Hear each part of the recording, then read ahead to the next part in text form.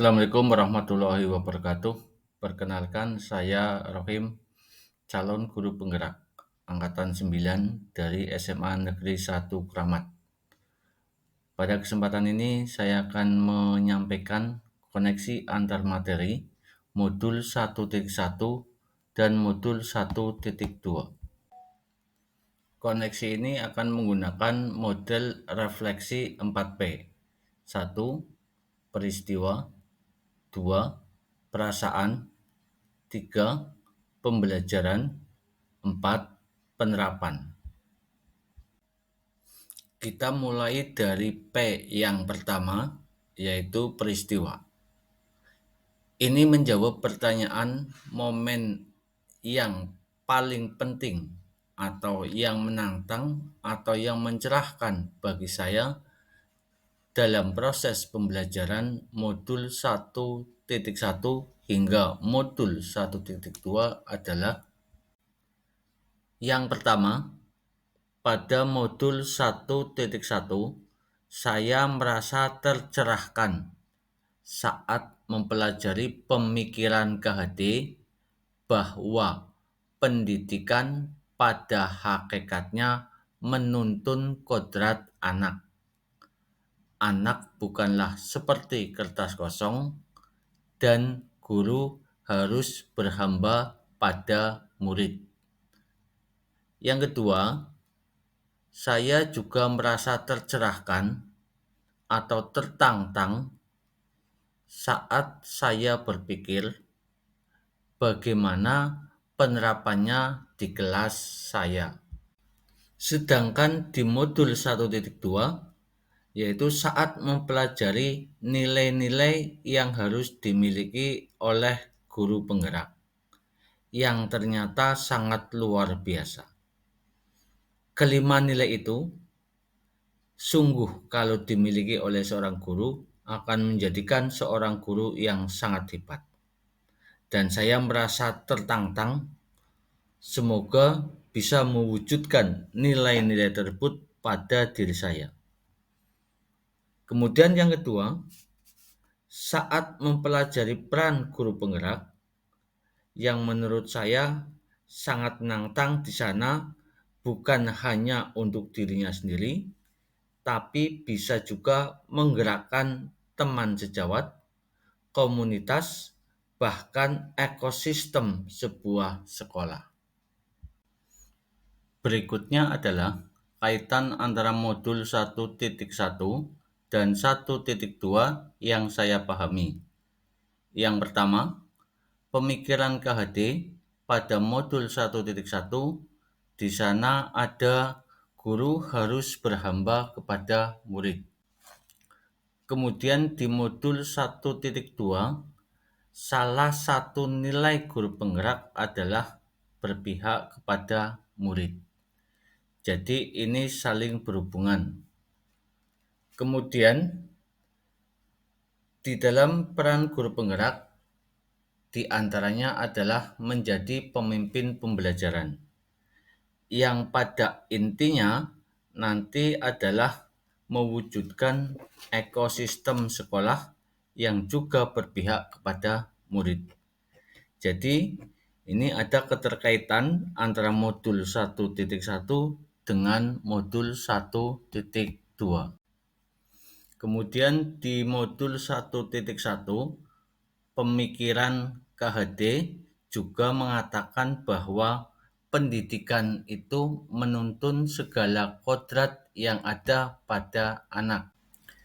Dan di peran guru penggerak, ada peran untuk mewujudkan kepemimpinan murid.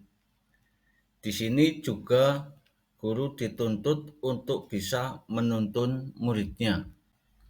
P yang kedua adalah perasaan.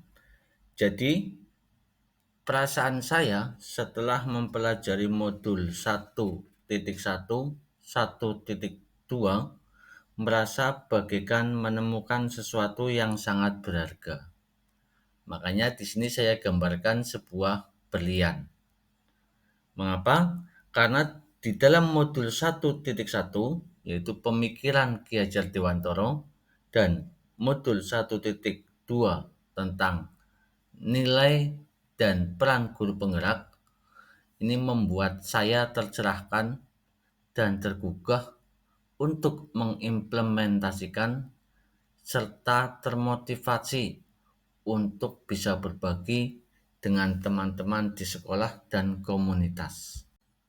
P yang ketiga adalah pembelajaran.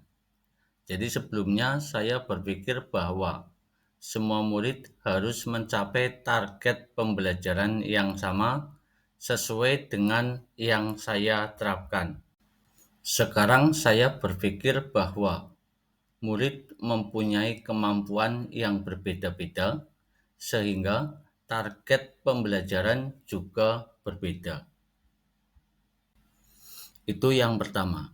Yang kedua, sebelumnya saya berpikir bahwa pembelajaran yang selama ini saya lakukan yang berpusat pada guru adalah pembelajaran yang baik.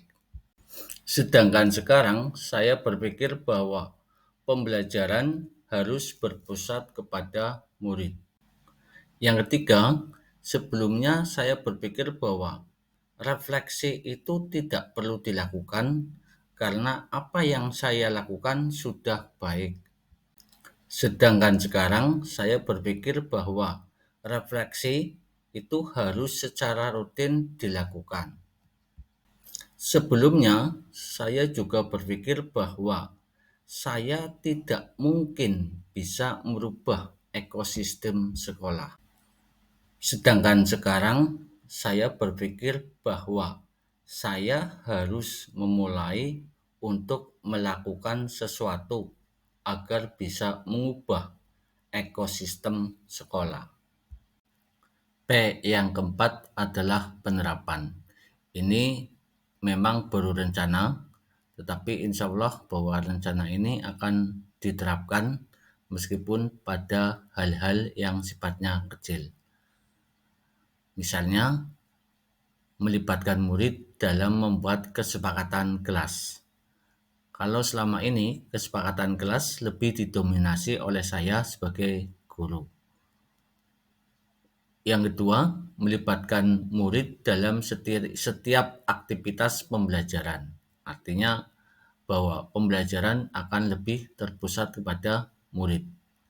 Yang ketiga, menghargai pendapat setiap murid. Bahwa setiap pembelajaran saya memberikan kesempatan pada murid untuk bertanya atau memberikan saran atau pendapat. Yang keempat, saya akan lebih sabar dalam menuntun murid. Dan yang kelima, melakukan refleksi setiap pembelajaran. Menggunakan hasil refleksi untuk memperbaiki proses pembelajaran.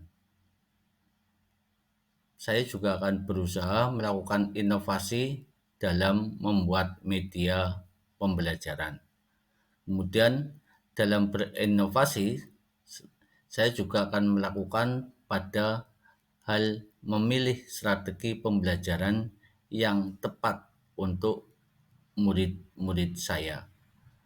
Selain itu, saya juga akan mempelajari berbagai praktek baik dalam pembelajaran. Demikian koneksi antar materi modul 1.1 dan modul 1.2. Semoga bermanfaat. Terima kasih. Salam dan bahagia.